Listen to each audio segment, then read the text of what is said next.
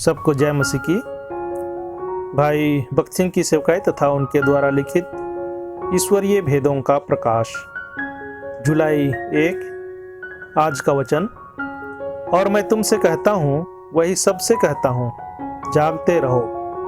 मरकुस अध्याय 13 पद 37।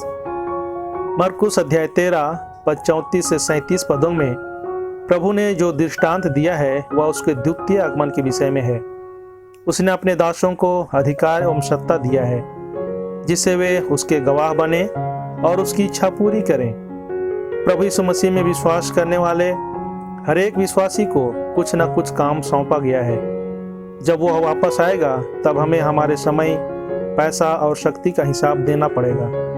तब हमें मालूम पड़ेगा कि हमने उसका सदुपयोग किया है कि नहीं।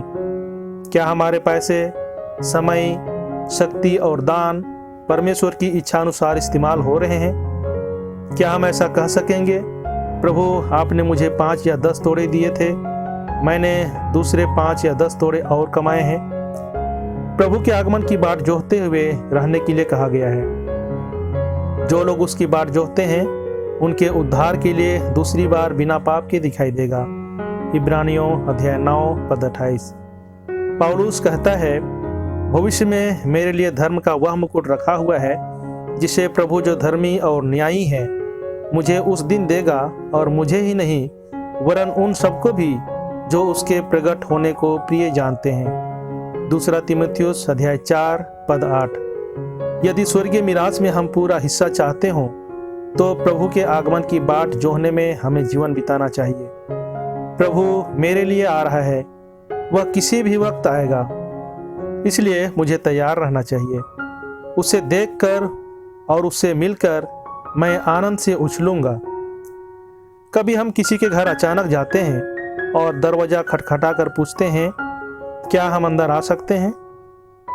तब मित्र उत्तर देता है, थोड़ी देर रुकिए भाई। जब तक उसका सब कुछ व्यवस्थित ना हो ले तब तक हम बाहर खड़े रहते हैं। परंतु प्रभु के आगमन के लिए हमें सदैव तैयार रहना चाहिए। उस समय एक पल का भी सवाल खड़ा नहीं होगा। इसी कारण से हमें प्रभु के मेज में उचित रीति से हिस्सा लेना चाहिए। हमें खुद की जांच करनी चाहिए। प्रभु मेरी जांच कीजिए, क्या मैंने अपने शब्दों के द्वारा आपको दुखी किया है? क्या लज्जाजनक या अयोग्य ऐसा कोई काम मैंने किया है?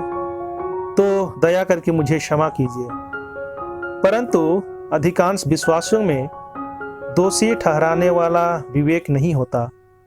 वे लज्जाजनक काम किए हैं, झूठ बोले हैं, परमेश्वर के पैसों का दुरुपयोग किए हैं, और उसके बावजूद वे परमेश्वर की मेज में भाग लेते हैं। सावधान हो जाएं।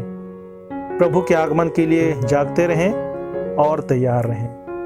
प्रभु आपके साथ रहे और आपको आशीष दे।